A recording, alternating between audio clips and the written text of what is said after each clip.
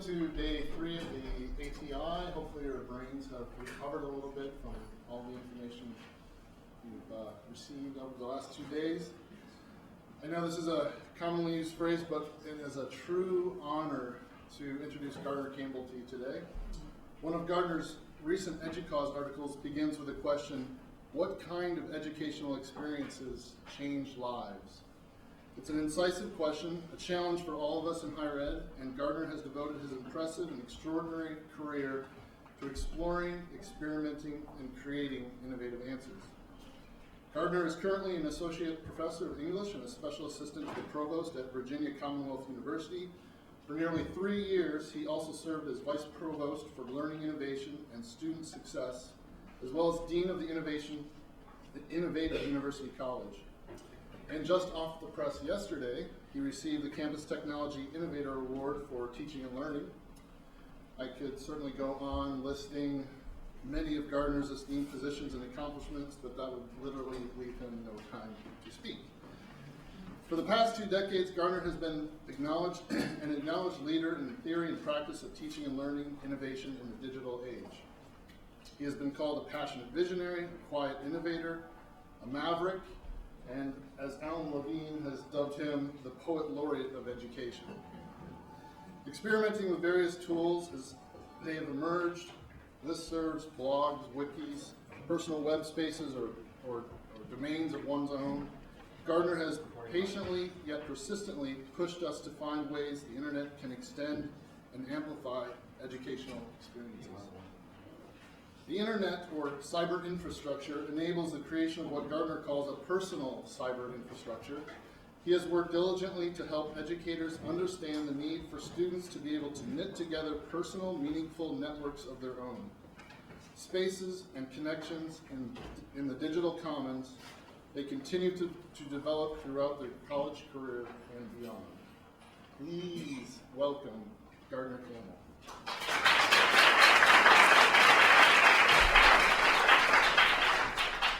Thank you very much for that warm introduction. I have been doing this for a long time, which is kind of amazing, you know. So I guess I got started with web publishing for my first-year composition students. Back in, 1997 was the first time I did that. It was a first-year composition class oriented around Desert Island Disc. This is back when you would buy an entire album at once. Which may be coming back, of course. One of the strange things about all of the histories that I've participated in is how they loop and connect, which is why I'm always skeptical about next big things. We might not have exhausted the possibility of the last big thing. But at any rate, I've been tinkering and corrupting young minds one at a time for a long, long time. And I want to share some of those results with you today, and you can assess my tinkering. I'm also looking forward very much to the conversation. What you all are doing here is tremendously inspiring. I have just read the press release, which was just released yesterday. Robin has tweeted it out, so I urge you to check your Twitter stream now. I'll wait. They think I'm kidding. It's a great press release, first of all, because what you're doing is amazing. Second, the free, as in saving students money, which is very important, is in there.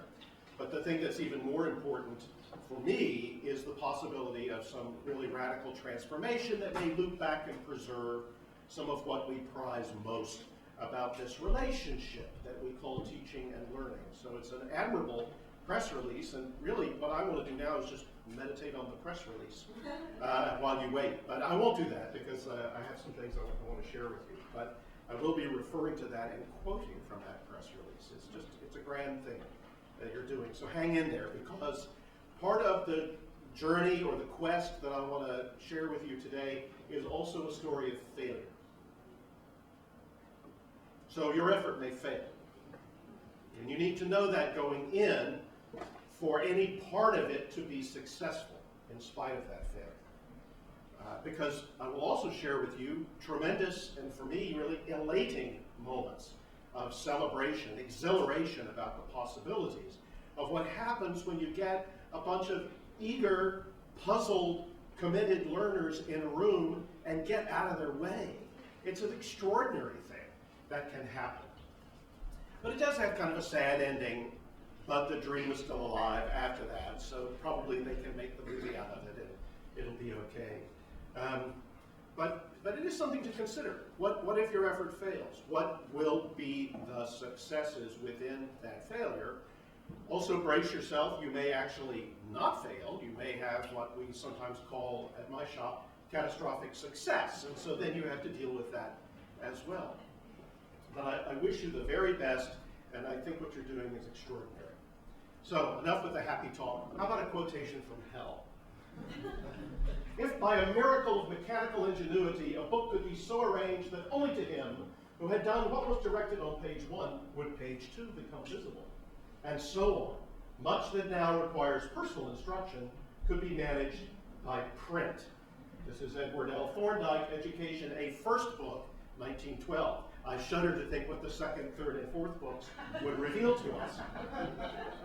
Probably not very pretty, but if you look at this, you will see the seeds of much of what I would say is a disastrous kind of future that we could weave for ourselves, even out of open education, if we're not careful. Because it comes down to this idea, for me, of what happens when the learner is learning. What exactly is going on when we are together thinking about something? And Thorndike, who was one of the progenitors of what I would say today is personalized or adaptive learning at a certain basic level, had this idea that what you really need to do is have mastery learning. You may have heard of that, or competency-based education. You may have heard of that. And the only way to ensure that you are actually getting the thing you said you wanted to get, that's assessment, you may have heard of that, would be to control the experience of learning very carefully, very precisely, very scientifically. Now, I love science. I adore science. When I was a kid, I wanted to be a scientist. I ended up being an English major, but I found a way to tinker with people's brains anyway. I just don't put wires into their brains. That was an early ambition. Seriously, I wrote away to the American Psychological Association because somebody said that's what I should do. This is pre-internet, right?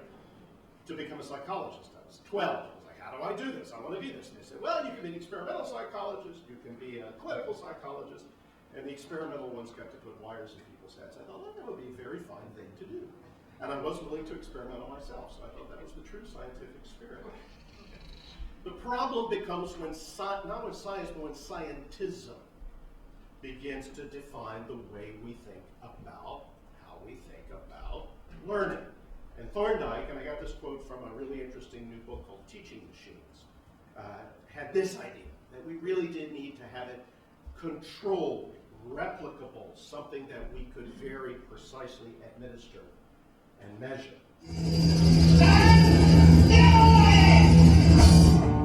Is the inevitable result. Because learners turn the page prematurely, if they're learning. Okay?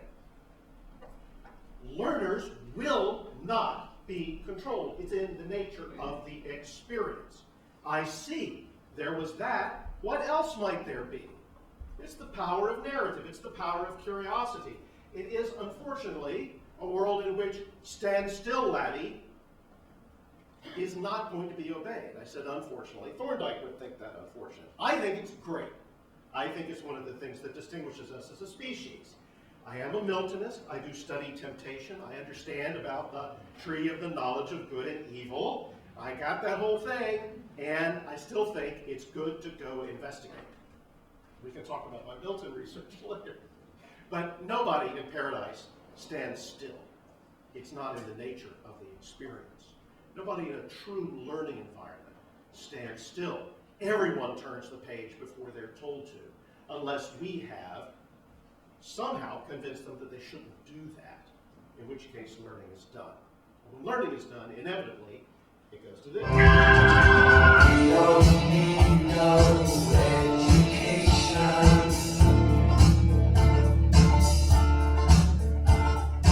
We don't need no thought control.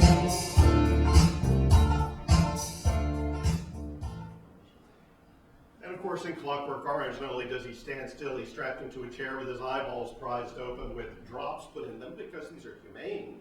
inquisitors until he has learned the lesson of getting sick.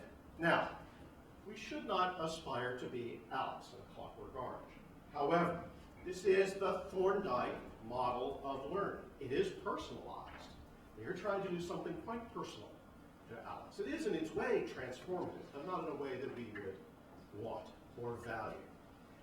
Too much of what I am seeing in the world of higher education, and especially in educational technology, seems to wind up here. Why? It's not inevitable. It's something that I think when we are honest, we don't desire. That's something I'm going to try to explore today. General education is my case study. How many of you have ever worked on general education in your schools? How many of you have had an absolutely dazzling experience working on general education? Why are you laughing? No. It comes out in a very strange way. It comes out like horse trading. It comes out like FTE mongering. I have heard some of the following statements in my own experience working on general education. General education, the purpose is to remediate the student and expose them to majors. Okay? I've also heard that general education is supposed to produce a well-rounded student, as if 8 courses could do that. General education is supposed to produce competencies across the curriculum, as if 8 courses could do that, or competency could be somehow separated from what it is you're actually trying to be competent in. In 1981, Ernest L. Boyer and Arthur Levine actually tried to think their way through this.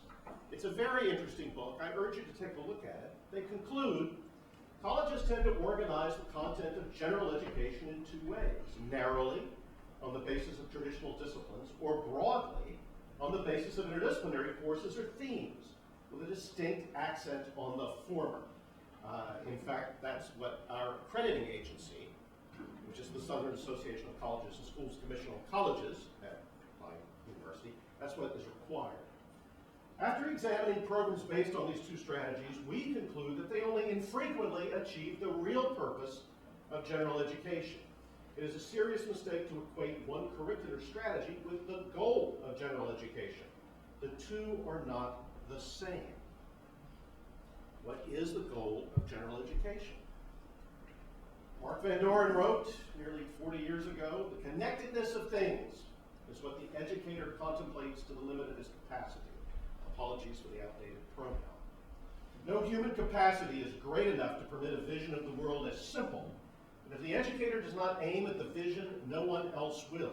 And the consequences are dire when no one does. And by simple, I don't think they're talking about a reductive understanding of the world. I think they mean a powerful conceptual grasp of ways of thinking about the world.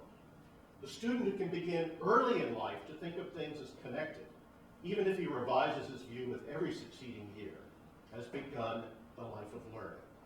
Seeing the connectedness of things is, we conclude, the goal of common learning. They describe this in relation to general education, but I think everyone would say that it's a vital part of what we do in the majors, is what a vital part of what the degree is supposed to mean, the things that we think about in higher education. But think back now to the Thorndike quote. Page 1 isn't even connected with page 2, out of a kind of misplaced devotion to a scientism in the administration and the assessment of learning. Now, there's a catch in there, which we'll get back to, but pretty nice vision. 1981. This was a statement from the early planning at Virginia Tech as they sought to revise their general education curriculum. We recommend eliminating the current areas of the CLE, Common Learning Experience, and replacing them with 4 explicitly integrated fields: connections, for the win, integrated science, integrated social science, integrated arts, and integrated humanities. We recognize that creating such categories might seem to contradict the idea of integration.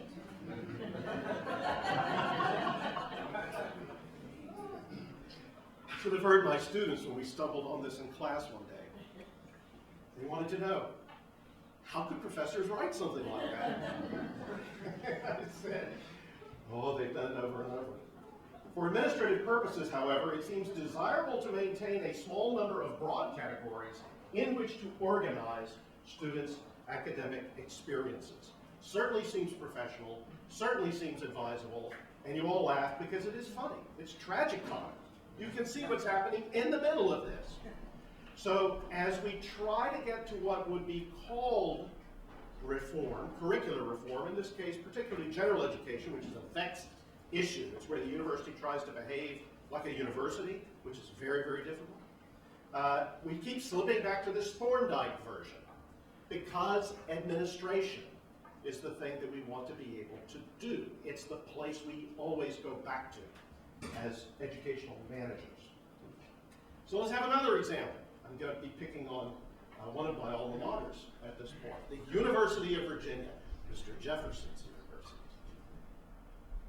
All right, 83% of the faculty say, yes, we're going to pilot a new curriculum. And the new curriculum will have requirements coming from courses within sections called engagements, literacies, and disciplines. Engagements would cover aesthetic engagement, empirical and scientific engagement, and engaging difference, and ethical engagement for a total of 8 credits. Literacies would consist of world languages, rhetoric for the 21st century, and quantification, computation, and data analysis. Aren't you feeling great? First thing in the morning.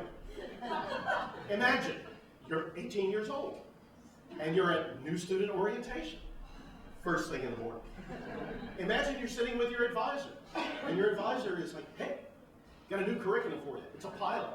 It's great. We're going to test a new curriculum on you.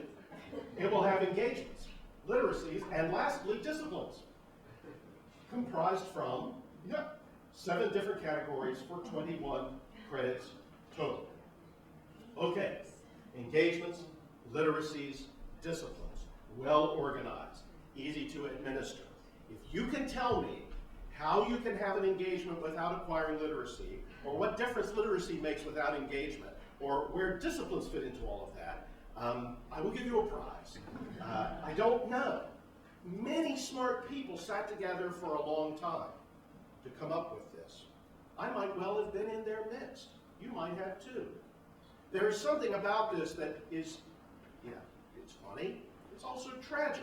Why do we keep reinventing new chrome-plated models of our understanding of the world in a way that excludes what seems to me to be curiosity about how the learner makes models of the world? I'm not saying there's no place for this. There may well be a place for this. But routinely, the learner's modeling of his or her learning seems not to be an object of much curiosity.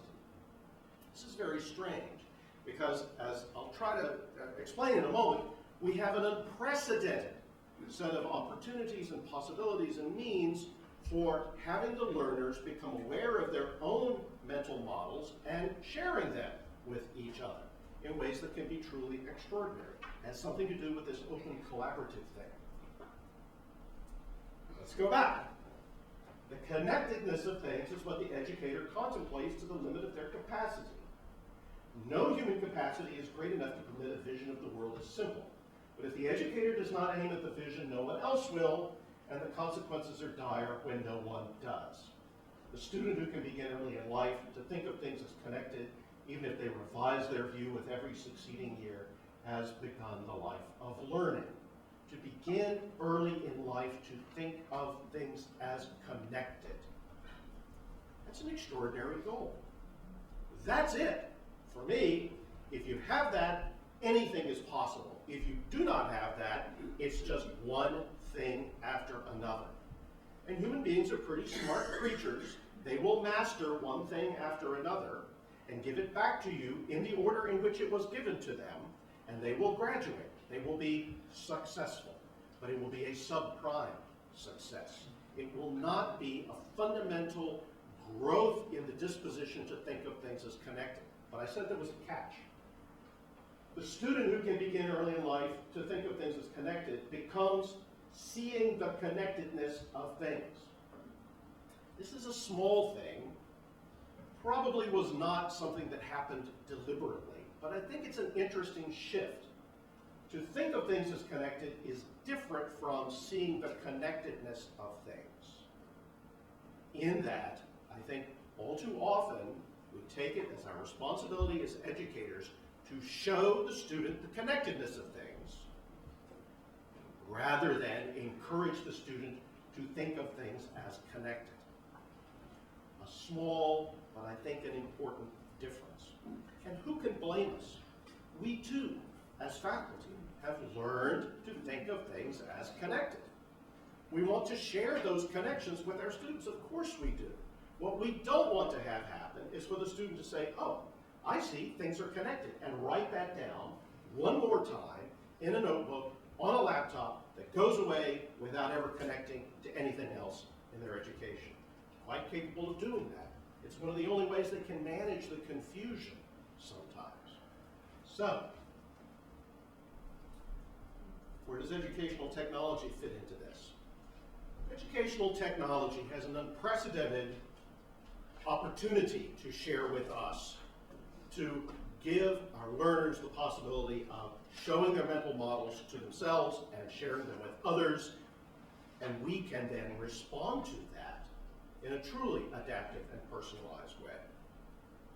Educational technology is also, unfortunately, one of the places where that scene from A Clockwork Orange can most horrifyingly come true with the most altruistic kinds of motives. So, I bring up Audrey Waters, Hack Education, well worth your reading, hackeducation.com. Audrey speaks of herself as the Cassandra of educational technology. If you're rusty on your Iliad, Cassandra was the madwoman who was in the cage and kept telling the Trojans what was going to happen, and they wouldn't listen. Right? Emily Dickinson wrote something about that, right? That's my New England literature for the day. This idea that we need to be very thoughtful and deliberate. Just saying the word technology isn't necessarily going to get us where we want to be, or at least where I think we want to be. I question some of the vendors. So this was a recent headline, and it's a fascinating podcast. I recommend it to you. It's behind a paywall, of course, but if you have access to the Chronicle, you can hear it. Why Audrey Waters thinks tech is a Trojan horse set to dismantle the academy.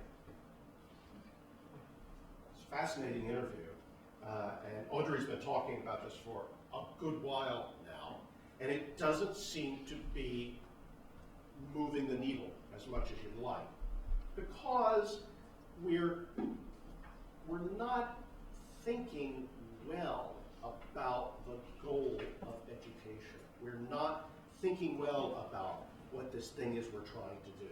It's not just about graduation. That's important. It's not just student success. That's important. Something about seeing the connectedness of things, something about making meaning. And here's the kind of thing that Audrey's talking about. For example, the Personalized Learning Consortium. That's fine. It offers participating institutions a robust strategy for understanding and experimenting with personalized learning. What is personalized learning? It has to do with course curricula, digital courseware adoption, and ways to decrease cost while delivering high-quality education to it. Okay, we're kind of off the rails already. You don't deliver an education. And personalized means a care for the person, what Randy Bass would call the whole person. It is not about adaptive learning by means of technologies of keeping people from turning the pages at inappropriate times. Or, today is the first day of your journey to NGDLE. Who can tell me what NGDLE stands for? There you go. Yeah, but I'm glad you were slow, because if you could rattle it off, that would mean it was a zombie film. The next generation digital learning environment, which sounds like a wonderful thing, right? And what will it bring us? It will bring us the following products, typically found in a majority of classrooms today, but better integrated. Digital textbooks, library digital resources, summative testing, formative testing, LMS with gradebook, or separate gradebook outcomes assessment and tracking. Classroom capture, one of the most horrific words. Lecture capture, right? Classroom capture, it'll be in the box. We won't open it up. Classroom response, classroom management, interactive whiteboard, and other digital resources and applications. And you get charts like this. I wish I could tell you I was making this up. It looks looks so much like that picture from A Clockwork Orange, or maybe from The Wall. NGDLE versus LMS website marketing. This comes from early October 2015, and you can see there are the things the NGDLE has versus Canvas, Blackboard, D2L, Brightspace, Moodle Rooms, and Schoology, which was new to me. How many of you had heard of Schoology already? Okay, well, I need to school myself on Schoology. They do have an integration platform. They do performance tracking analytics. And then there are other marketing themes: usability, reliability, mobile, content management, course building, grading, and of course CBE, competency-based education. Oh dear. This leads to charts like this. Higher education communities and playbook. Institutions can provide greater choice, flexibility, and innovation. Communities of practice, Wenger is rolling. Connected learning, this has nothing to do with connected learning the way you all are describing it. It has to do with this kind of electronic interoperability. Interoperability is great. However, this is something different. Ongoing app challenges. Okay. And then the HED, that's higher ed, head, right? Head, higher ed, head. Resources to help stream up. Ha! And it leads to stuff like this. Educational value going up on the left, evolving expectations on the right. Learning impact, we start from advancing technology usage to teacher-student institutional productivity gain. Productivity in what? Question emerges, is not answered. And up at the top you have educational insight. Educational process and results improvement. Okay. Seems simple enough. Just keep on keeping on. Holy mackerel. Why? Why is this happening? I think it's because we're not thinking well. I think it's because Audrey Waters is right. The amount of venture capital being sunk into educational technology right now is staggering. When will we learn? We've already seen what happens when we turn over the products of our own research to the Elsevieres of the world. Why do we keep doing this? Probably for the same reason that Virginia Tech's curriculum reform had to do with integration across disparate things because of ease of administration. I guess. I don't know. I really do not know. But this is, to me, quite frightening. It's frightening because it's like this. The next generation digital learning environment, or whatever that platform is going to be, starts to look like the One Ring to rule them all. You've seen that movie, you've read that book, you know where the ring comes from, and everyone who gets the ring thinks that they're going to be different. They're not going to do the bad thing. They're going to use it for the good. And nobody does. So what if we did this instead? What if instead we thought about learning and the goal a little more along these lines? Dr. Eugenia Cheng will explain. Today we're going to talk about infinity. What is infinity? We're going to try and see if we can say actually what infinity is. Because one of the whole points about mathematics is to take some notion that's kind of vague and fuzzy in your head that you've got some idea about and turn it into, express it in a way that means we can actually do something with it. Make rigorous arguments with it, have arguments with our friends about it, state important facts about it, do things with it. Because if we can't do anything with it, then it's just a kind of fuzzy notion in our head, and we all have fuzzy notions in our head. So what is infinity? On the left-hand side, if we multiply this by 0, then it ought to cancel out the 0 on the bottom. So that's going to give us 1. And what do we get on the right-hand side? Well, everything multiplied by 0 is 0. And so we seem to have achieved 1 equals 0. You should be feeling a little bit ill now. Wrong here. And so next time we'll see some more things that go wrong. Fun making things go wrong, didn't we?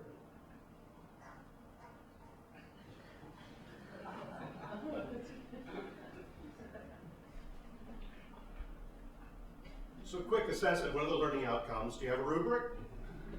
Okay. What did she do? This is interesting to think about. It's not a next generation digital learning environment. It's a video that I downloaded from YouTube and I remixed just the way David Wiley wants us to be able to do with Open Ed. And it's fascinating to me because the first thing she does is to make things go wrong. It's not linear. It's not simply saying, it's this, this, and this, now say that back to me. It's not the Thorndike view. And in terms of the technology, it uses some very interesting hybrids. The main technology she's using in the video, of course, is it's a chalkboard, right? But it's a chalkboard that's been videoed digitally, uploaded to YouTube, came down to me from the World Wide Web, which I then plugged into Sony Vegas and did an edit and rendered, then put it up on Google Drive so I could transfer it to my MacBook so I could bring here and show it to you today. Putting it into PowerPoint, of course. A very interesting hybrid world, a very interesting non-one ring to rule them all, and a very interesting approach to learning that suggests that the learner may be best served first with some confusion shared by the teacher. Might best be served by actually making things harder, not easier, not more slickly and linearly aligned. This has been something that educators have been thinking about for a while. Jerome Bruner thinks about it quite brilliantly, I think, in many of his works. Here's an example. The man ate his lunch. A boy stole a bite. The dog chased my cat. My father skidded the car. A wind blew his hat. You can see some interesting things here, right? I always work on the level of the obvious. What do you see? What do you notice? Anything? Same sentence. Yeah. 5 times. Right. Same sentence form 5 different times. And you can begin to see something else about the order of the words. How does it tend to go? Right. Standard subject verb object. The first column is typically articles, right? There's one pronoun there. Pretty easy, okay? We know how to look at this. We know how to think about this. Bruner used this with young learners, kids in 4th grade. And he asked them to start saying what they noticed about this pattern. And they started to say the kinds of things we're saying now. Not abstracting or generalizing yet. They're just experimenting. They're playing a little game with it. Just the way Eugenia Chang was with infinity, playing games with infinity. Now, that's professional courage on her chalkboard. And as the learners were doing this, at one point, one of the students said, wait a minute, you can actually add a column there, put another word at the front, or you could change this around in a certain way, and began to generalize from the thing that Bruner was sharing with them. And that's the moment. That's the moment when the connectedness of things emerges. But you have to let the student be the point of that connection. Bruner warns us. Once the children break into an idea in language, once they get a sense of a distinction, they quickly turn around on their own usage and make remarkable strides toward linguistic understanding. The only point I would make is that you must wait until they are willing, reflectively, to turn around before you begin operating with the abstractions. Otherwise, they will become obedient and non-comprehending. In time, the habit of or attitude toward reflecting on what you habitually do or say becomes well established. Can you see how that rhymes with the student having the habit of thinking about the connectedness of things? And again, it is warning us not simply to show the connections to encourage that. It's about that turning around moment, that metacognitive moment, that moment where you become aware of the fact you're making a mental model, and that that's interesting, and it may not be exactly the same as someone else's. Bruner writes, there is nothing so deadening as to have a child handle the form classes as traditional parts of speech, recognizing one category of words as nouns and parroting upon being asked what he means by a noun, that it is a person, place, or thing. It is not that he is either right or wrong, but rather that he is so remote from the issue, as somebody would be who attempted to account for grief over the assassination of a president by citing the Constitution on the division of powers.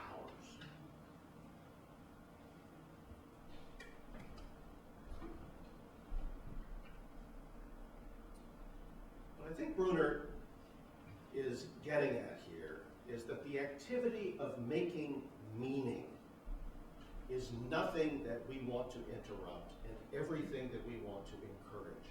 Some part of that will have to do with the assignments and the courses and the curriculum we've designed. Some part of it has to not just be that. So what do? We aim for mind-blowing experiences. What is that? Now, I'm going into complete hippieville, so be patient. This was in Inside Higher Ed. John Warner wrote a column, July 26, 2015, as the mania for measuring learning outcomes seems to continue unabated, primarily through standardized metrics. I'm wondering what kind of tool we can develop to quantify the number and impact of mind-blowing moments. Oh, that would be interesting. It would not look like a next-generation digital learning environment. I'm thinking about this because I was listening to the Wyatt Cenac episode of Mark Maron's WTF podcast. And in Maron's preview to the conversation, he talks about how sometimes in your life you encounter people who blow your mind. It's the part of his conversation with Cenac we're about to hear that has most stuck with him, a teaser to hook us in. Maron is talking about people who cause you to suddenly see the world in a new and different way, who reveal something that was previously hidden, which now allows you to remake yourself and your relationship with the world at large. So you have it. Look.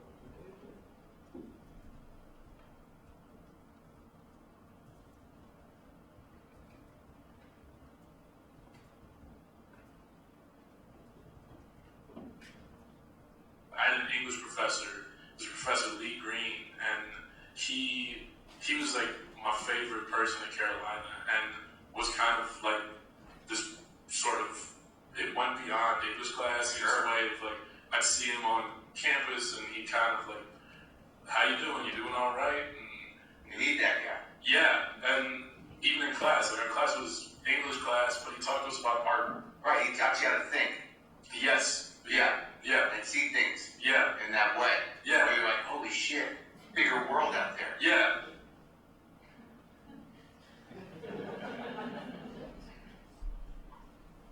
Holy shit, bigger world out there. And you hear Cenac, right? He's getting more and more excited, thinking about some class he had decades ago. And the thing that they were talking about was Marvin Gaye's What's Going On, that album. Have any of you heard that album? You know that album? Yeah, okay, good. It's an extraordinary moment. Still not quite where we need to be, but that's what we need to keep. That's what the next generation digital learning, personalized, adaptive, assessed, metricized, quantified, dashboarded kind of education had better not steamroll. Because when that happens, we're sunk, we're done. We are completely done. But that moment, and all of you in here who've ever worked with a learner know what that moment is like. All of you who've been learners, all of you, know what that moment is like, where suddenly you see something you didn't see before. Holy shit, bigger world out there. Or you have helped somebody to see that. And how do you scale that? How do you make that more available? Not just through flipped classrooms or MOOCs or lectures or what, those are important too. My idea was, what happens if the students somehow can be encouraged to blow each other's minds? That happens all the time, of course. It just doesn't happen typically as a result of what happens in formal instruction. But what if we could do that? What if we could scale this up so that students would begin to think of the connectedness of things because they watched each other thinking about the connectedness of things? What if that were to happen? There would still be a crucial role for the teacher. The teacher would need to instigate that, to prod it, to incite it, to prompt it, to stimulate it, but not to prescribe it, not to put the script out there, not to put the abstractions out there before the students themselves own that move where they begin to think about their own mental models. Not to do those things, but to be ready when that spark emerges, when that connectedness is witnessed, to say, Yeah, that's right. Holy shit, bigger world out there. This is what we tried to do at VCU. Rampages were the VCU Rams. Rampages. That was pretty easy. We heard later that the IT department had thought about putting out a WordPress multi-site installation called Rampages a long time ago. But they never did it because universities. So we did it. We did it in the Academic Learning Transformation Lab. We called it Rampages. It's rampages.us. It's still up, at least for now. You can go take a look at it. Much of this design comes from the absolutely amazing heart and soul of Tom Woodward. But it emerges from many conversations. A connected learning community for VCU.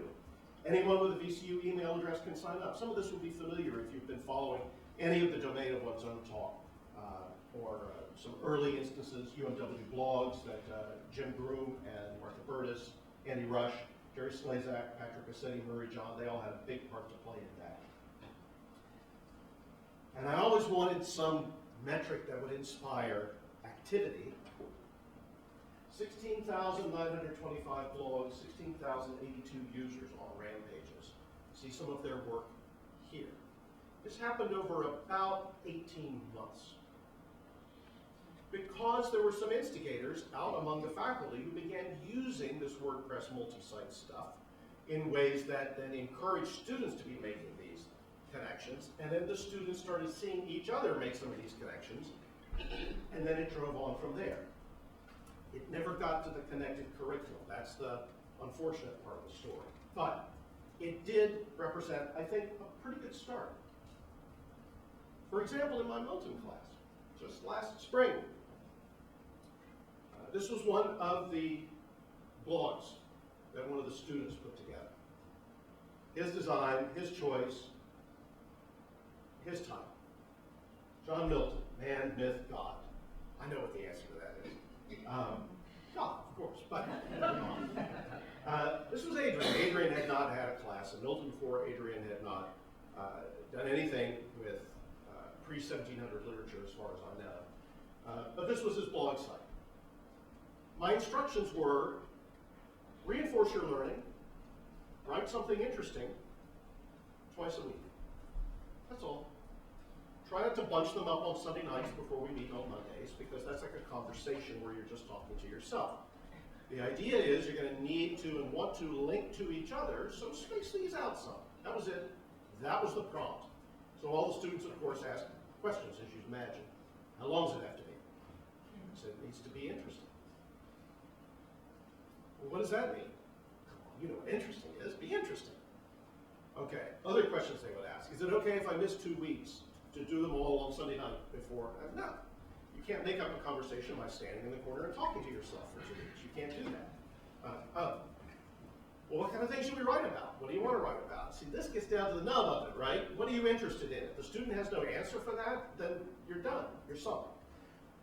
It became also very difficult for students to believe that I had meant that seriously. It's always very difficult. They're like, oh, there's a secret rule that you have for these blog posts, and we will stumble onto it and it'll blow up like a landmine. No, not really.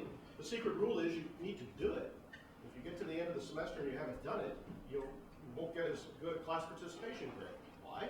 Because you didn't participate. That's all. And one day, Adrian put this up on his blog.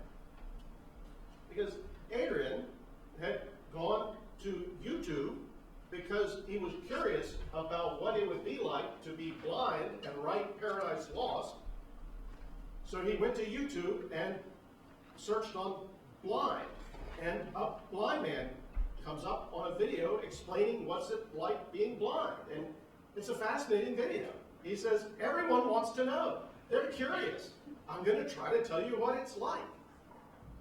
That's kind of extraordinary. Adrian found it. I've attached this documentary about a man who was born blind. When you watch this and apply it to Milton, it's really quite amazing how he was able to describe things with such beauty, given the fact that he was blind. I didn't say, please go find a video about what it's like to be blind. I did not say, please go find a video about Milton. I didn't say anything, which feels really weird as a teacher, right? I just said, be interesting, have it relate to the class. And then, and I didn't ask them to do this, Adrian quotes one of the vivid, beautiful bits from Paradise Lost to illustrate what a remarkable thing it was for Milton to be blind and be able to imagine that. And then at the end he says, check out the video. And that remark is not addressed just to the teacher. It's addressed to his fellow learners, as he has now enacted the habit of thinking about the connectedness of things and shared a mind-blowing moment that's completely his with everyone else. Now this doesn't happen right away. Sometimes you can go weeks without it happening. Sometimes you have to do a little more inciting, sometimes a little less. It's always a challenge to get the students to link to each other because they don't typically make hyperlinks. Who makes hyperlinks? Only people who are writing stuff for the web, but that's what the web is made out of. It's very, very important. Students are forgetting even what a URL is because they're losing web literacy, because they're not weaving the web, they're not making anything. But a hyperlink is evidence of seeing the connectedness of things. It is evidence of meaning making. That's why Google works. That's why when you Google White House, you see a picture of where the president lives, not a series of images of white houses, which is what Alta Vista used to give you. Google figured out if somebody makes a link, that's evidence of some association that's relevant. It's part of meaning making. Why not adopt that? That's kind of an interesting thing to do. But then how do you scale that? That's one course, right? And it does. So here's another great blog from my Milton course. A sexist narcissist, what a catch. I would never have even thought of a title like that. Eve's vanity is insanity. Even better.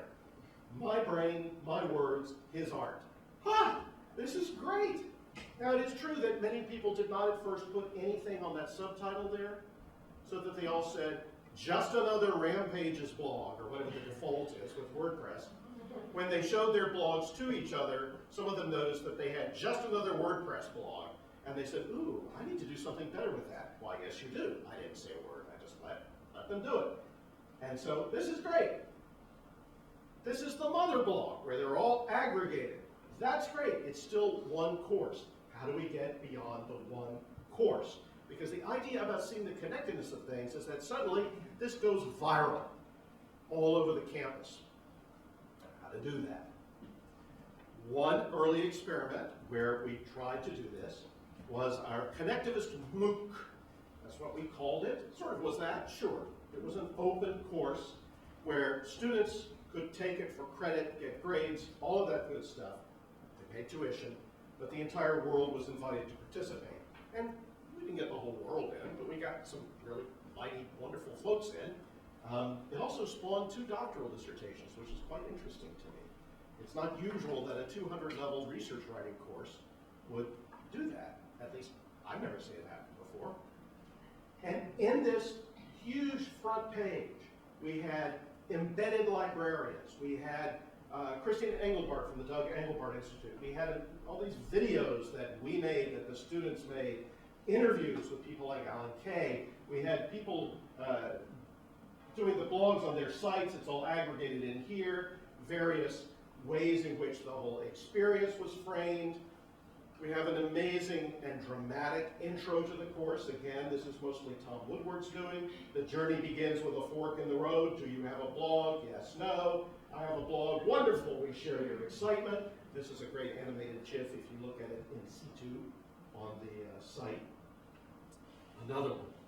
Enrolling your blog in the thought vector stream means you have a choice to make. More excitement, more narrative. We had Google Hangouts with the instructors talking to each other about what they thought they were doing and why they were doing it, which was really risky, right? Because the students could respond in real time to what we were doing. We had tags that we tried to get people to use so that we could put like assignments together. We had all these blogs syndicated in. We had all these just endless little fun ways to look at the box scores from what was going on, including the ever popular tag cloud, and always little bitty Easter eggs. Again, mostly Tom Woodward's idea. Down here you see "You All Met Me," which I think is a riff on You Complete Me. And what we kept striving to do was to take each one of the sections of a course, a gen ed course, 200 level, and make the sections both what they were with their instructors individually and also part of a much larger enterprise. So there would be connections within each of the sections and across the sections. Again, it was early days. It didn't always work the way we had planned. That was probably fine. This was Team Zoetrope, Section 5, Section 6, Curiousness. These were all blog spaces where that section's blog posts by the students would be aggregated in before being aggregated in yet again in a meta aggregation for the main Thought Vector site. This guy had a really inside sense of humor. Section 7 was Teen Fighting Secret Agency. He had a bond fixation, which is very interesting. Still does, as far as I know. But the whole idea was fighting secret agency, meaning let your agency as a learner be visible. And he wove that into this narrative for this Section 7 that was really quite amazing. There was Section 8, so it was Innovate. My section was 9, so it had to be a Beatles thing. It was number 9. And that's all that was aggregated in there. And there was Section 10, John Becker's section, Teen Wonder, or Oneater, if you've seen that movie. Our little Thought Vectors clubhouse. I had terrible Motherblog envy because his was so well designed, but he did have help. So I do know that, so that makes me feel a little bit better. Digital Investigations and Unfettered Minds. Students could see each of the section's clubhouses. They could see the super aggregation on the front page. They were asked to dip into other sections and connect to what the other learners were doing with same assignments, often different approaches. It was quite the melee. It was quite an amazing mixing bowl of things. And we had our hashtag. And we asked people to use Twitter. And we used Martin Hawksey's Twitter Explorer to map the growth of the networks over time. Each of those nodes was a person. Each of those persons had a Twitter journey that could be played back as a kind of a movie by clicking on the nodes. Inevitably, it looks like the Death Star. I don't know why. It's an 80-20 rule, I guess. And then they had their inquiry projects at the end, in which they connected with what they had done earlier in the term, as well as ideally, across some of their fellow learners. This was Anonymous Octopus's virtual reality garden. Anonymous Octopus was a student named Asa Collins, who went by Anonymous Octopus in the course. His website was quite interesting as an exploration of virtual reality in terms of what we've been thinking about with regard to writing. It's up there. You can look at that inquiry project anytime you want. It's right there out in the open. We never graded them in the comments. There was no private data about that, about the students could even be pseudonymous to each other. Anonymous Octopus, you wouldn't know who it was unless I told you. He said I could, so it's okay. He was actually in a movie when he was 9 called Rock School, which I found out only quite a bit later. So this was Anonymous Octopus's inquiry project. Each of the students did one of these, all out in the open. You could look at them all. And this is what Asa said about the experience. Listen to what he has to say. It's quite interesting. I learned a great deal. By the way, he made this video by request one day. His partner was actually being interviewed, and he was very excited. He said, I've got to talk about this course. I wasn't anywhere around what he was doing, so I didn't put my thumb on the scales at all. And this is what he ended up saying. Let me make sure I can actually make this happen. Stand by. You're all watching. Let me get the cursor here. Yeah, there you go. My name is Asa Collins, but for the summer scene with Living the Dreams, I went by Anonymous Octopus. At first, I was nervous, but I was excited to write. And then once we got into it, I was fascinated. I really enjoyed reading the articles presented in the class, and it gave me a lot of time to reflect on the nature of technology and how we use it. And then it also gave me the opportunity to share these ideas with a lot of people that I've never met. So the class was really rewarding, and it also gave me a lot of new perspectives. Unlike most classes that you take in high school and college and university, where you're in a classroom, you're with your peers, maybe you do a group project together. This course, the summer SEMOOC, it felt more connected than most classes I've taken before. It felt more intimate because you don't get to read other people's writing in day-to-day classes and activities and stuff.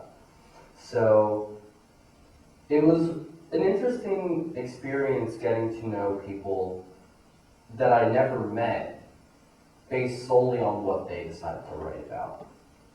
And it's something that I enjoyed, and I think I would like to take more classes like that, or for other people to have that experience.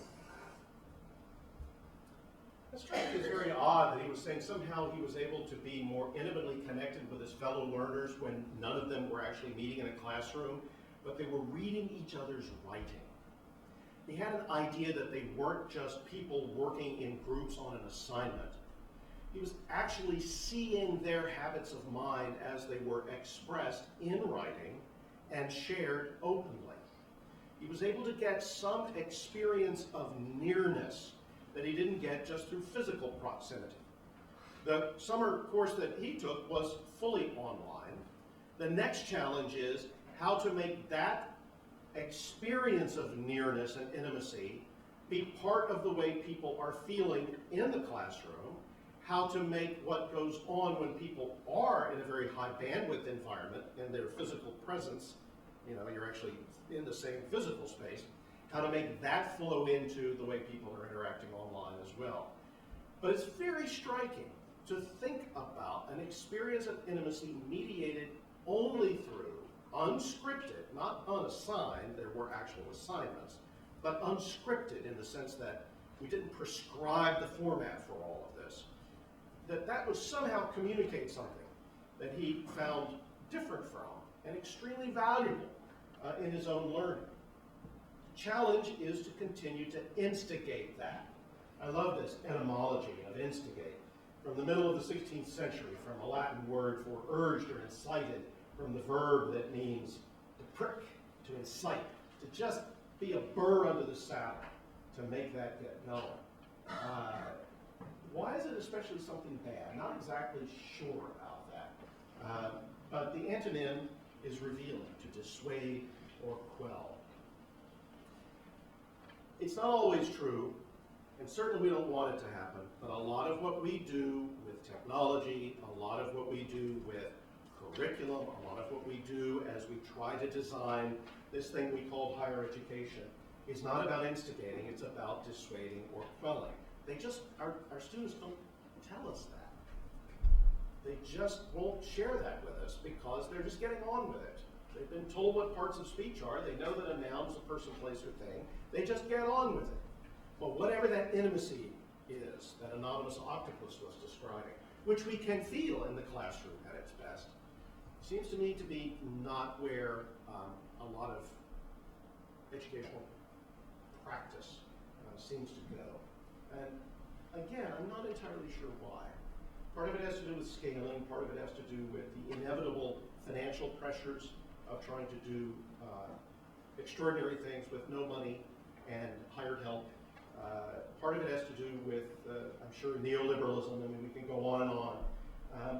But it's encouraging to see where it can happen, it's discouraging to see where it doesn't. We tried to scale this up to the curriculum at VCU. And this is a little bit of a sad part of the story. The Southern Association of Colleges and Schools Commission on Colleges requires, as part of the reaffirmation of accreditation every 10 years, a quality enhancement plan. It's a great idea. It's not just, are you doing everything you should, but what have you done for your students lately? Writing centers come out of QEPs, maker spaces come out of QEPs. Lots of interesting things can come out of first year seminars, come out of QEPs. We had the idea that we would do something with a connected curriculum. That is, define general education courses, not just as discipline specific, but as courses that encouraged or instigated or incited the kinds of connections across courses and within courses that I've been describing. And this is the language inside the QEP, which went through many, many revisions and turned out to be a grenade with the pin pulled. I just didn't know it until my hand was gone. Virginia Commonwealth University's Quality Enhancement Plan aspires to learning that matters by means of a cultural commitment to generalizable education. That is, education that has substantial and lasting impact beyond any particular course, major, or degree. That's kind of a shorthand for my understanding of student success. We believe that personal interactive networked computing in all its varieties, if students are truly fluent in this medium, offers the richest opportunity yet for integrative thinking within and beyond schooling. Our QEP situates curricular innovation and quality enhancement within this framework. Well, it turns out, no. We didn't really believe that. And I can tell you lots of reasons why we didn't really believe that. Part of it had to do with the process by which the QEP itself was pulled together, which was that process when the committee designs the thoroughbred, right? It always looks like a mule at the end. It just doesn't quite come together. There was a process, it's all documented, and it turned out it just wasn't going to work. Some of the reasons why it didn't work, though, are worth exploring very quickly. One was that many faculty objected to the idea that their students would be writing in the open. That seemed to be the deal breaker for most of the faculty. Partly, I think, because they couldn't see the value of it. But we're learners, we should be able to learn the value of it. There's no lack of evidence of the value of it. But it depends on where you start with your assumptions. If you assume that the arbiter of success and meaning has to do with performance that's instructor-driven within particular classes, then it does become difficult to see, I don't understand. The students are just going to write whatever they want, which is kind of the reductionist view of that. So part of it was faculty simply didn't want students writing on WordPress in the open. They just couldn't see the value of it, and I'm convinced they also felt a bit threatened by it. Because it is true, if your student is somehow sharing misinformation about Laetrile, let's say, because they went to the wrong website and they were like, oh, this is a cure for cancer, and nobody seems to understand it's a cure for cancer. Sure, that could be posted. They could post about their wild weekends, they could post about their honor offenses, they could post naked boa constrictor party photos, they could do any of those things. I have been using blogging in my classes now for over a decade, and students have never done any of those things. Never. It's not to say they wouldn't. It's not to say they couldn't. The worst I ever had was a student who blogged about borrowing her roommate's key card to get into the dorm after she had misplaced hers. That, of course, is an honor offense. And I brought the student in and I said, really interesting post, that part's probably not going to work very well. You need to think about that. And the student was, oh, I didn't even think about that. I was like, nope. So the student revised the post. That was fine. They say if you put it on the internet, it's forever. You'll never find that. It was up for 24 hours on WordPress. So. Someone's going to find it out. Well, go for it. Yeah, I feel like Gary Hart, right? Follow me around. It's no problem. Actually, if you can find it, that would be cool. I'd like to. There's some librarians in the room who are the real Google ninjas. I know that. So, yeah. Okay, let's go. Let's do it. Bring it. It's good. So the question is, why don't they do that? Why haven't my students ever committed these high crimes or misdemeanors everybody's afraid of? Probably for the same reason they don't go in the library chewing tobacco and spitting on the carpet. It's behavioral norms. You can make those pretty clear.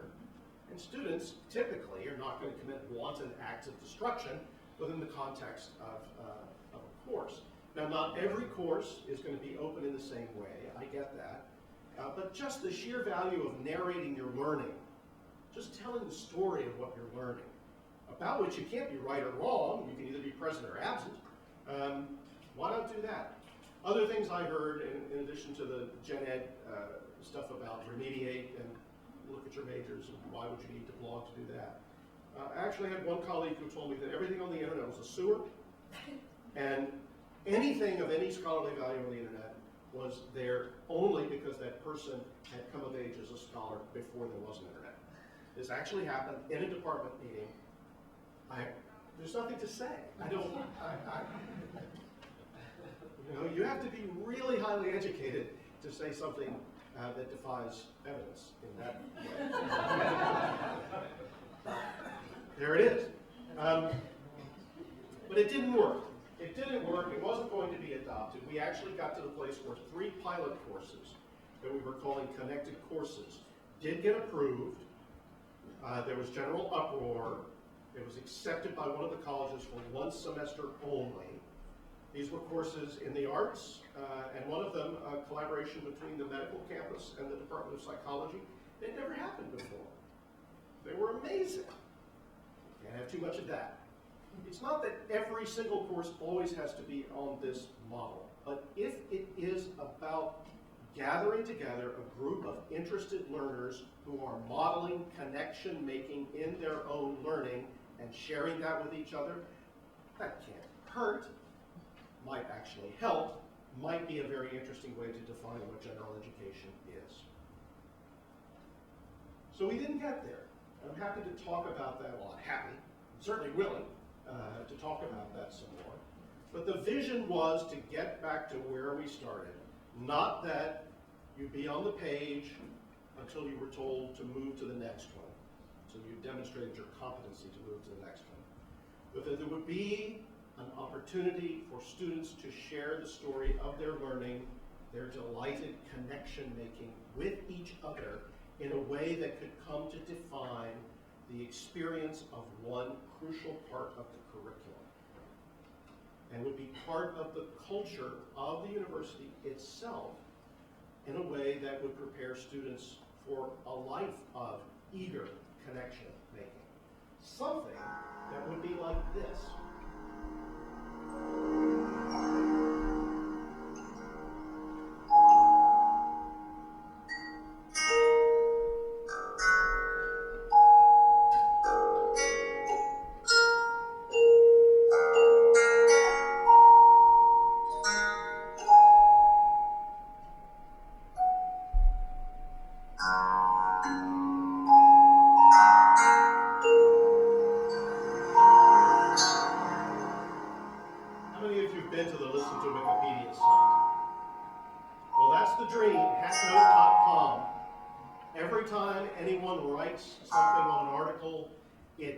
Turns into a musical sound. Anytime anyone joins that community, you get that lovely, oh, I mean, it sounds like some kind of amazing thing has happened. It's the sound of minds making meaning. What if every learner in each of our courses could be making that kind of music across an entire university, across higher education? What if we could hear that? What could we learn from it? What would it inspire students to do? Thank you.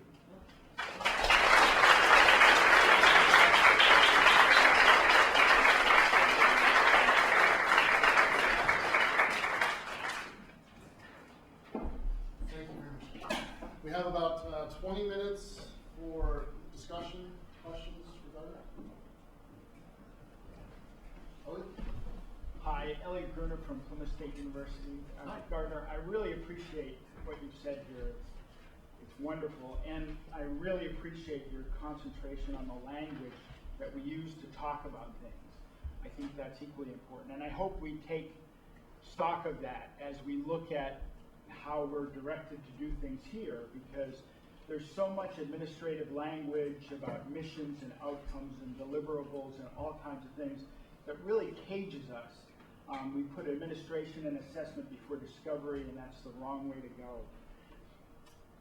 You've had a lot of experience at this, and you've been honest enough to show your kind of failure, and you're very familiar with the hailstorm of stuff that comes down administratively, particularly in disciplines like composition, where we have all kinds of assessment schemes machine-graded learning and other metrics and cookie-cutter syllabi, prescribed texts you can add to the list and have many more than I do.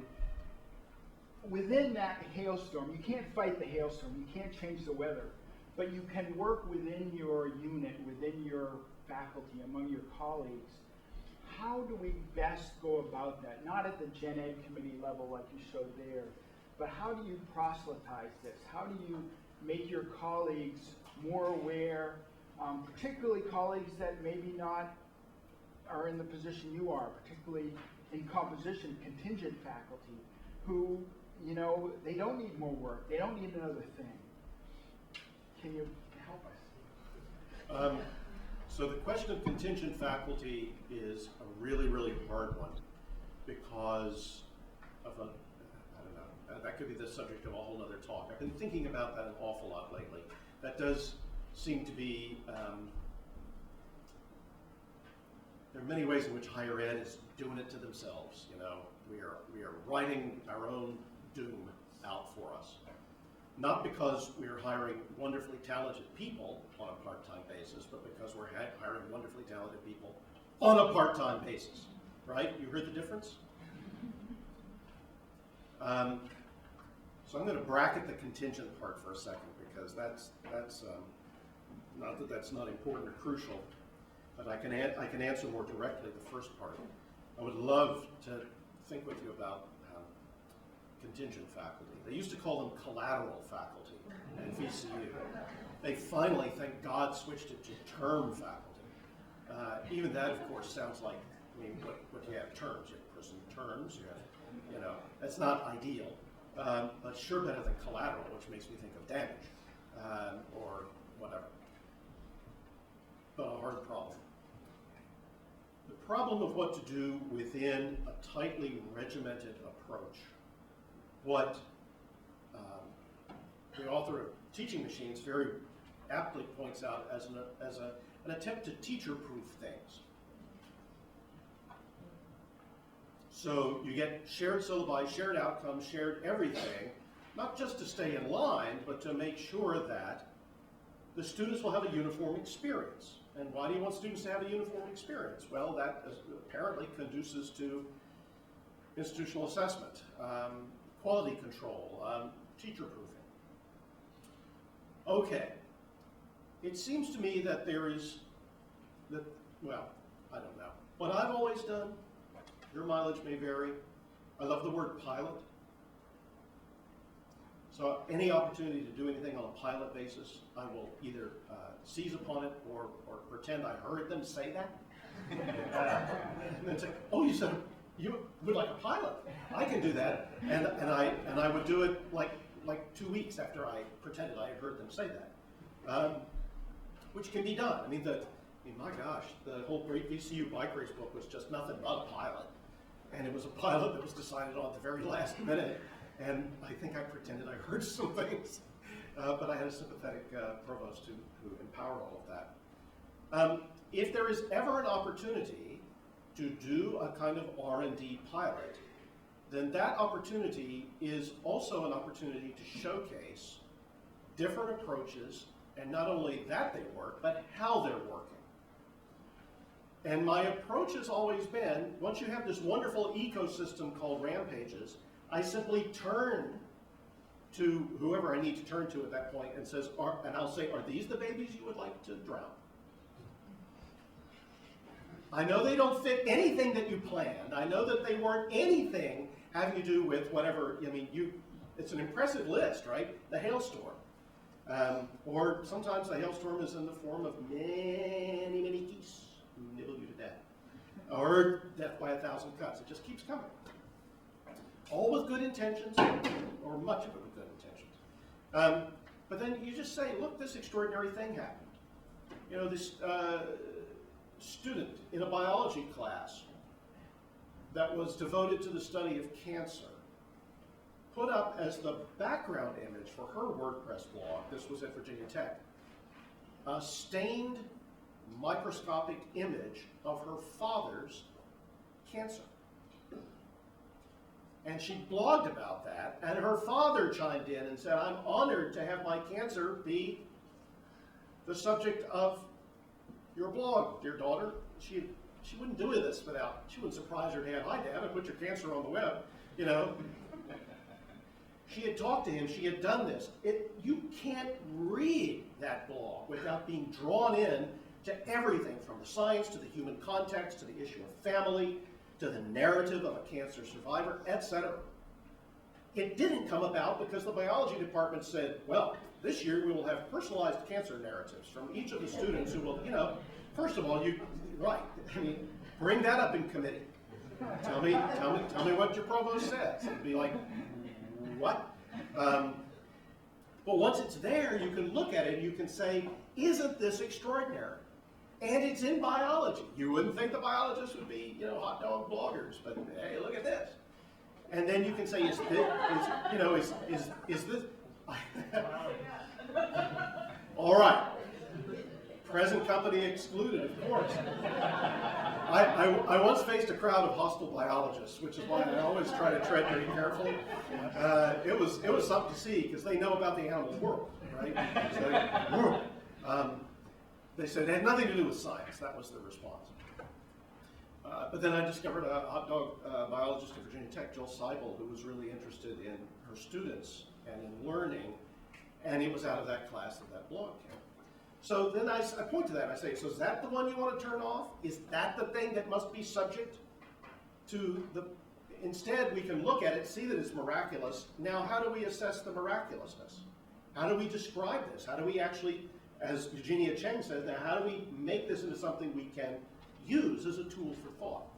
So that's always been my approach. Find a little place to do something kind of wacky, unpredictable, and typically, because learners can be extremely awesome when you give them an opportunity to be that way, something extraordinary will happen, and then I just point to it. And I say, that's it, you know, can we have some room for that? And then sometimes that gets shot down too. I mean, yeah, but that student's post, now you've all heard about it, and I know about it, and she knows about it, and her dad knows about it, and Jill Seibel at Virginia Tech knows about it. You know, pretty soon this personal meaning-making thing, human beings, you just can't keep them down. Okay, yep. So the goal you stated of having a group of students cooperatively sharing their thinking, learning together, finding connections together. For me, that was accomplished in my liberal arts education 25 years ago in discussion classes, small discussion classes. Okay, and I thought it was wonderful. It didn't have anything to do with technology. And in my own teaching now, you know, what prevents me from doing that is a mixture of the subject matter mathematics, and I can do some of this mathematics involved, and that's one thing. Another thing is the gigantic class sizes I face. So, you know, I see the technological solution that you're presenting through blogging, addressing that structural issue of size of what's happened in universities. But I also feel like it's going there completely is a loss, not having direct verbal engagement between students. I don't see, I guess I wanted to make this comment to say, I don't see this fully, this step leaves something behind that I really value, and I don't know how to make space for that in my university, in my department, and I wonder what So it's a great question. I too had a liberal arts education. I was at a small school, Wake Forest University, which was affordable for a first-gen student. $3,000 a year was the tuition. I look back on that, just like I look back on all the books I saved from my first year at the prices of the books, and I think, wow, this used to be something that you could do if your dad ground center seals for the Norfolk and Western Railway. So I would say, first of all, I do not see this as a substitute for what you're describing. I think even in a small class, my Milton class was 20, there's extraordinary value in amplifying the reach of the mental activity beyond the meeting and the discussion. And it's a lovely feedback loop in a small class, because they will have written this stuff, I will have read it, and then I can come into class and say, Adrian, who knew there was a YouTube video where this guy's saying, well, I'm blind, and people are curious about that. I don't blame them. And then I can go on from there, and then Adrian can pitch in. The class is ennobled, Adrian's ennobled. So there's a lovely feedback loop. Not a substitution, but an augmentation. Now that's the small class. The big class, that's a huge leap of faith, because you will not be able to read each of those posts and every word on each of those posts. You will not be able to do that, and your students will not read every word of every post. But that's okay, because, first of all, students will understand that if they have a blog post titled blog post number 5, it will get very low readership. If their blog post is something like being blind, it's likely to get more readership. In other words, the students begin to understand that to engage more deeply and in a more interesting way actually gets their work seen by their fellow students in ways that I think are more meaningful, even as much as I would like them to want me to read their stuff, and I think they do. I do think it's very meaningful to them to have the audience of their peers respond. The third thing I would say is that if we are ever going to advertise on a global scale the kind of intensity and transformative potential of the classroom magic you're describing, we have to do it now, because there is an array of forces out there that says, that's nice, but it won't scale. We just need the student to get a C in your math class. So I have a next generation digital learning environment for you with customized adaptive learning from your vendor here, with orange cups you can tip over if you're having a problem, and so forth. That's true. And it'll be in a shopping mall, in a big old abandoned Walmart, and that's true. And then the opportunity to demonstrate the potential and the extraordinary learning that happens when minds are in contact with each other, it'll just be lost. We've not done a very good job in higher education of advocating vigorously for what happens when our learners are in contact with each other. We're pretty good at advocating our own value as faculty, and on an abstract level, the kinds of things we're talking about with magic in the classroom. But I always had this fantasy that when the General Assembly in Virginia wanted to know, what are you professors doing when you're there? Because you only work 5 hours a week and you have your summers off, and shoot me now. That what I would do, in fact, I said this on the first day, I said it in front of the president of VCU, and I'm sure he thought, oh my God, who would we hire? I said, I just want to point the General Assembly to a URL called magic.vcu.edu, and you will see something that's like that listen to Wikipedia. Students making meaning within and across courses constantly. And you can drill down to your heart's content. And if you want to see what we're doing, that's what it is. Yeah. Yep. I like what you talk about in principle.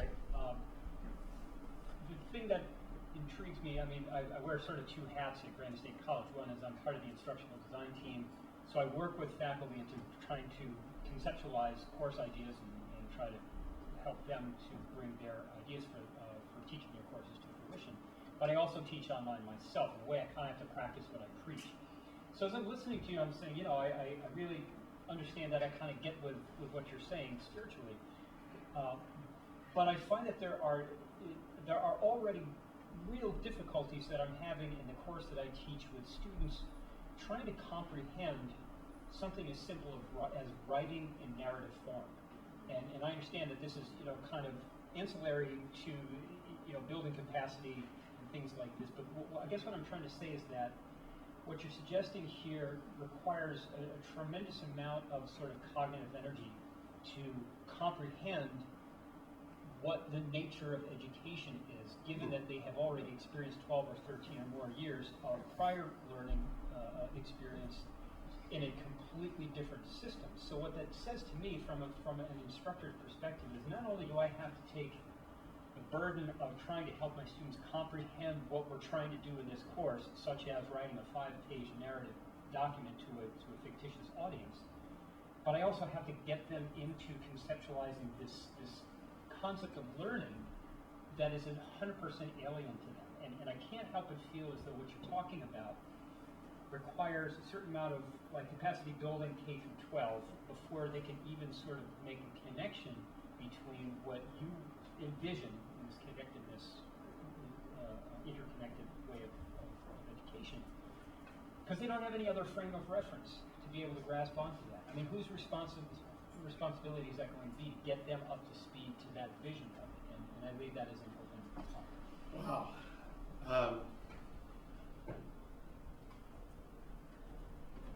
So I love the language that you're using. That may be my favorite question of all time. I don't know. Well, I see my work is done here. It is true. You have to ask a great question first, right?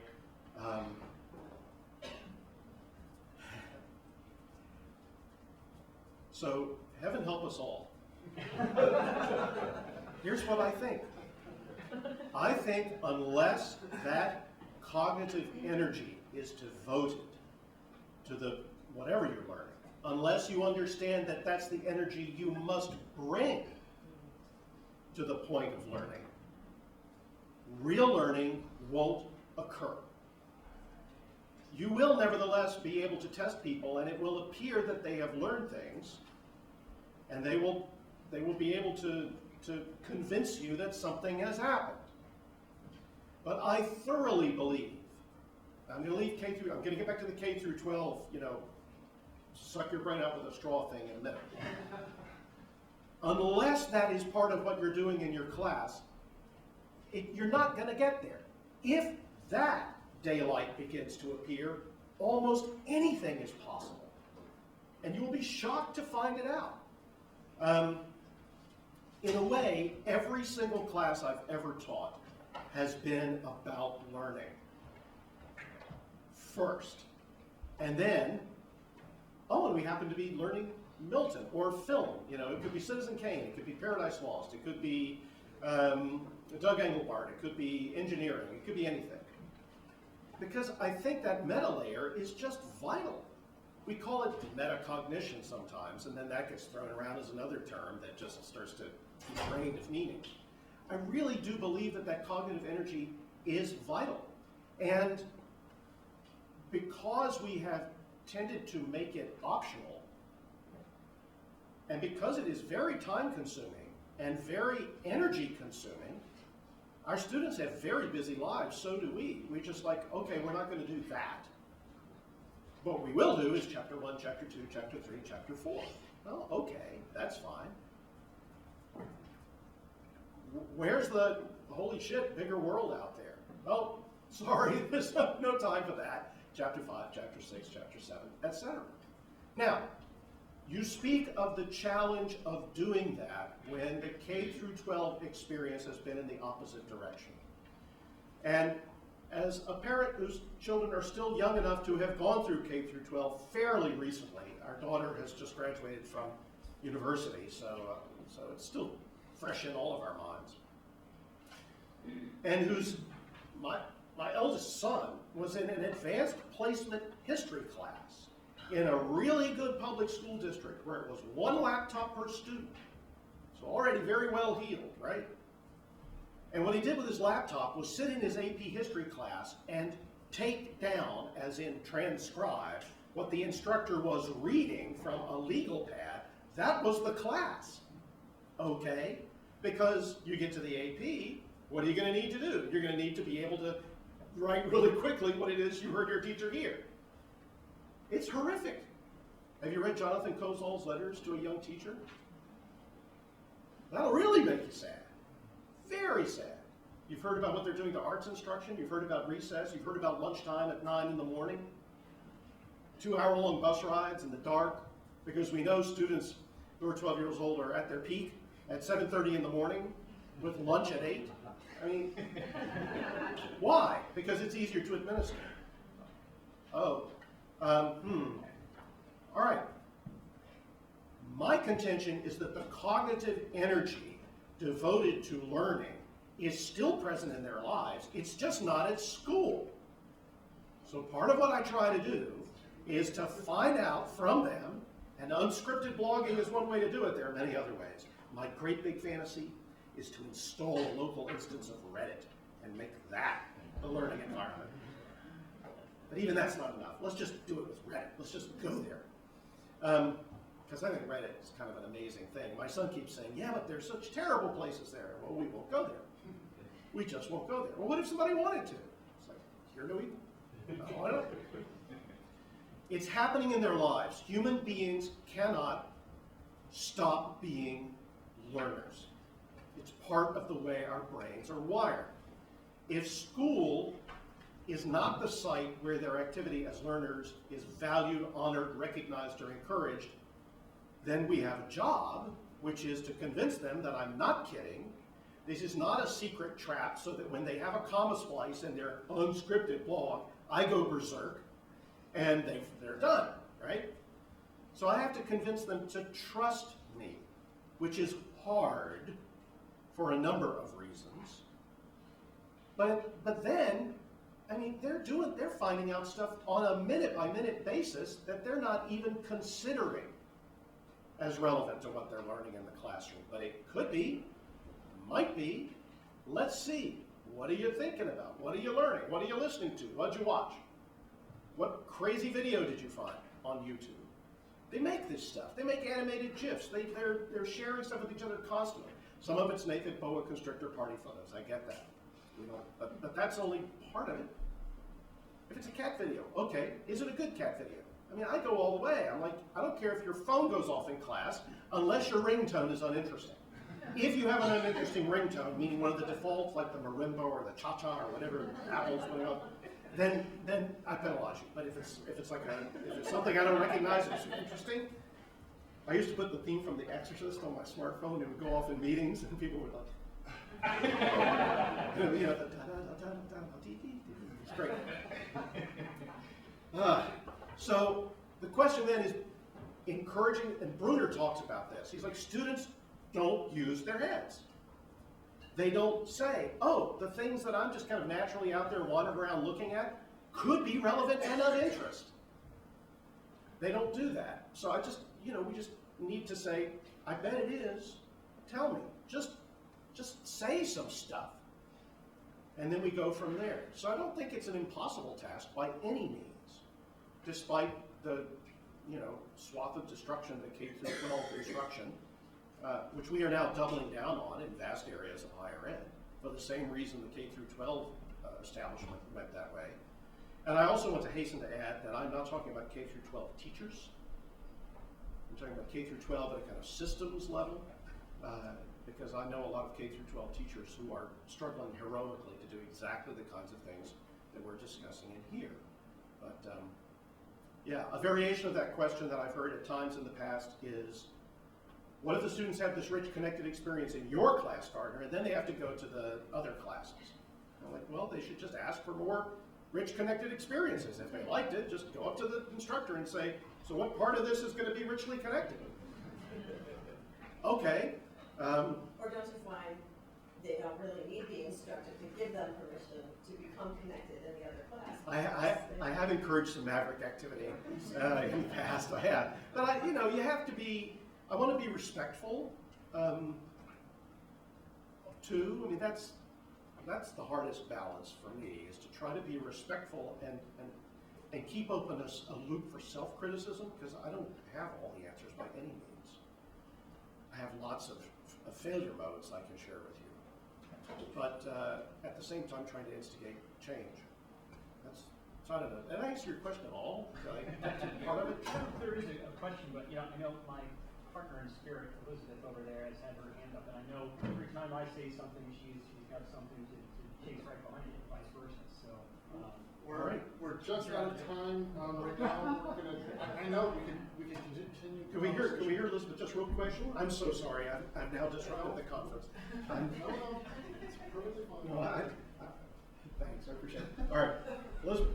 To summarize the summary of the summary, people are a problem. People are a problem. I love them, and it's all we have. Sorry, that's a Douglas Adams quote. First, to summarize what I think you're getting at, we need trust. Yes. We need to trust our students. We need to trust our students need to be able to trust us, Yes. which they will more likely do if we trust them. Yes. And we need to get the administration and the public to trust us, which hopefully if we get through a generation or so of students, where a generation is like a graduating class, they'll become the public and maybe they'll trust us more. But to answer Steve's concern, or to at least tag on, I think it's very hard for individual instructors to do this. It's more effort, is what I mean, for individual instructors to try to do this in their classes. And I have the same problem when I teach statistics. I ask my students to use the tools that I'm telling them about on stuff that they care about. I help them find data, but they're supposed to come up with questions, and they always look at me like, what? Is this going to be on the test? And I'm like, there is no test. There are weekly projects, and they are your projects. And I have a place for you to publish them if you want. I had 2 students take me up on that. So, onesie-twosies, if they come to my class and they've never had a class like that before, it's harder for them. It's harder for me. It's more work. When they come to Steve's class and he asks them to be creative with stuff, they look at him like, what? Oh, only of course they're not looking at either of us because we're teaching online, but it would really help if we could somehow subversively get it at gen ed curriculum, you know? And we've tried, certainly getting the students enlisting, encouraging subversive activity among our students so that they start asking for stuff like that. That will help. Trying to be subversive with our colleagues, making a commitment here as a community that we're going to try to do this, trusting each other. I think it's hard for students to go back and forth between suck your brains out with a straw and, hi, I'm here to trust you to learn. Let's do this together. The cognitive dissonance there, and I have adult learners who are part-time. No, I understand. So, so that's great. Thank you. It will be better if folks can band together. Change will come faster, and wonderful examples will be generated in more numerous and ready ways. There are days, though, when I think that the only way to do it is instructor by instructor. Because and this is hard for me, I believe in organizations. I do. That's a terrible thing to admit, but I do. I believe in organizations because it's really hard to amplify the effects without organizing. It's really, really hard to make change without organizing. Yeah, you know, there's underground cells. Well, that's an organization too. It is. What I would say is that there are also days when I think that I just have to not think about that, and that I have to do the best I can with what I've witnessed. And there are days, of course, I feel like I'm just making all this up, and it sounds great, you know? And there are also days when I look at what my students have done, and I'm like, holy shit, bigger world out there. By which I mean them, not what they've learned from me. And that, I can't give that up. Just won't. And I know it's going to be rough for everybody. Online adult part-time learners is going to be especially difficult for. And yet, I don't know. I just, there I am. But they appreciate it once they get it, I gotta tell you. I lose a few at the beginning of the term, but once you stay with me past the first 4 weeks, they do well, they never get less than a B-, and I feel like they can go on and use the stuff that we're talking about in their day-to-day lives. They get it, they know what to do with it. They stop buying lottery tickets unless they just feel like paying voluntary tax. Sounds like a learning outcome to me. I really don't want to be just, I'm gonna ask privately after or really quickly. I love that you started with liberal arts and general education, because I think undergrads, that's where they start making the connections. Being an English instructor, I've been bopped over the head 10 million times about why is a student taking composition 1 and 2 and can't write a research paper? Clearly they're not getting to mastery application where they can transfer those skills. Something that comes up for me is kind of I wrote a piece called Where Have the Liberal Arts Gone? Because teaching English, I was at an open house, and parents come up to me with their crossed arms, and liberal arts is great. What's she going to do once she graduates, with an associate's, from this community college, or even goes on to a bachelor's? The corporate creep for me, I've worked at a lot of institutions, and for their own sustainability, are trying to get students, make connections with corporations, but then they're informing curriculum to some extent because they're saying, okay, once your student graduates, these are the skills we want them to have. And for me, that really takes the fun and sucks the life out of liberal arts when we're talking about, okay, return on investment, great, the student has passed composition 1, can they write an email, can they, it just, I don't know, I'm playing with it just feels like gen ed and liberal arts are really where a lot of this richness happens. And then we have things like forced connections, like writing across the curriculum. So I guess, I would love to know from the directors as well, how do colleges and universities feel about us popping out to blogs out of discussion forums and discussion boards? Because there's a ton of analytics in all of our LMSs that are really helpful for us. But we start popping out to blogs and hypothesis and annotating, and then I think the institution's going to lose some major analytics that they're just starting to use. I'm saying a ton of crazy things. I clearly have ADHD, but where are you? What are your thoughts on kind of the return on investment and that icky kind of feeling of the liberal arts not being what they used to be? I think if the goal of a college degree is middle management in late stage capitalism in America, we're kind of undershooting the human mark. So I like having a job, I like getting paid. I think people generally are okay with that. And I'm not here to say that those are not important things. I do think that an impoverished view of education cripples the species. And I have an investment in this species. Because I think that what we can do with our minds in the service of our hearts and souls can be very astonishing, can be wonderful. It can also ruin the planet. We're the only species capable of that. And I have a vested interest. My return on investment is not doing that, but continuing to do something that seems noble and purposeful and generative. And when I'm forced to say something more specific than that in terms of specific competencies needed by employers for the workplace, I get really twitchy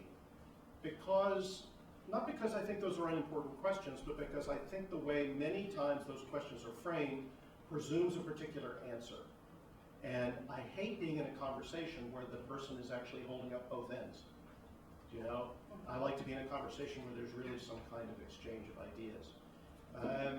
There are tremendous pressures to perpetuate certain models of economic relation, especially now in the United States.